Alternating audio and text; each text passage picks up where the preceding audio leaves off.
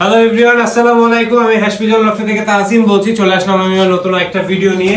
আমি একটু যদি বাচ্চা আপনাদের দেখাই, এখানে এক পিস বাচ্চা আছে আর এখানে এক পিস বাচ্চা আছে।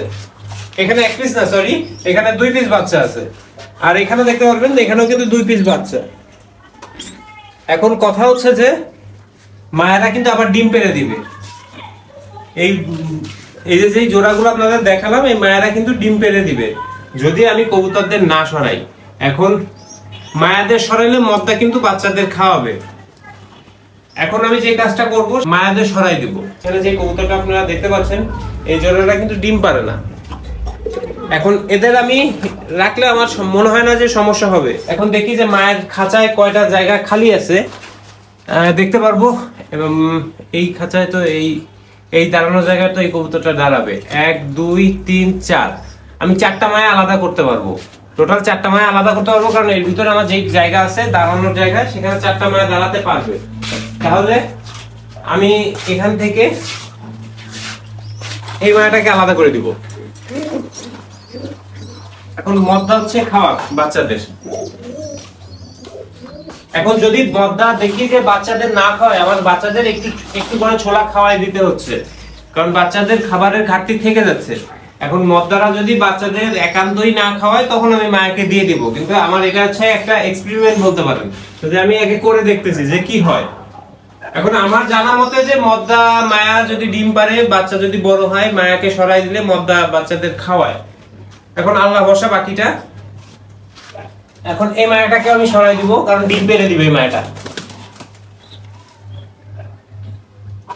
এই মায়াটাকে আমি সরাই দিব।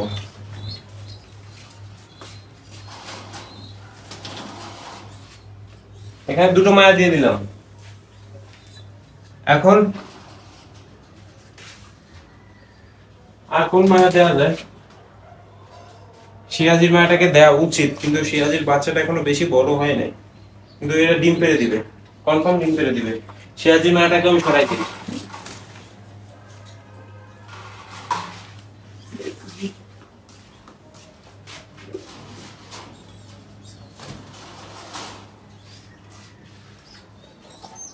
সিরাজির মায়াটাকে আমি সরাই দিলাম, কিন্তু মদটাকে আমার এদিকে নিয়ে আসতে হবে, কারণ এখান থেকে মায়াকে দেখবে। দেখেন মায়া কিন্তু মায়ের সাথে কিন্তু চোখাচোখি করতেছে। মায়া কিন্তু এই যে মদদার দিক তাকায় আছে, আর মদদাও কিন্তু মায়াকে দেখে মানে উত্তেজিত হয়ে গেছে। এখন যে কাজটা করতে হবে, মদদাকে আমার সরাই দিতে হবে।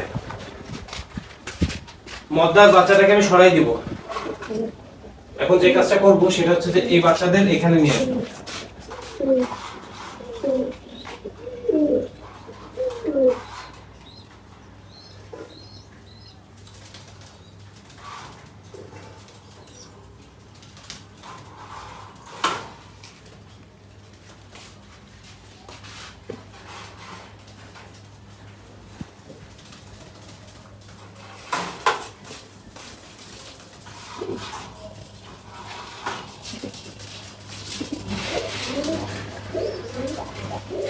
এটাকে আমি এখানে নিয়ে যাব।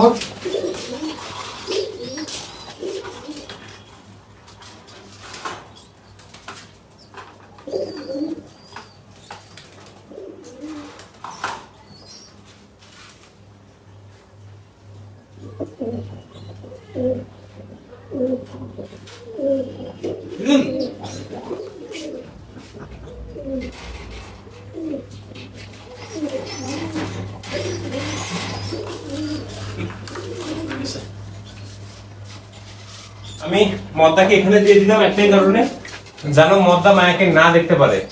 এখন আশা করতেছি মদদা বাচ্চাকে খাওয়াবে। আমি এখানটায় তাহলে টোটাল মায়া উঠালাম আমি 3টা।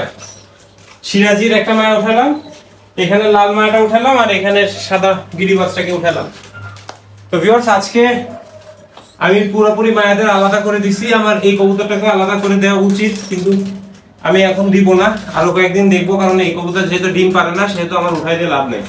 তো ভিউয়ার্স, আজকের ভিডিওটা এই পর্যন্ত। ভালো লাগলো অবশ্যই লাইক কমেন্ট শেয়ার, এবং অবশ্যই আমার চ্যানেলটা সাবস্ক্রাইব করে আমার পাশে থাকবেন।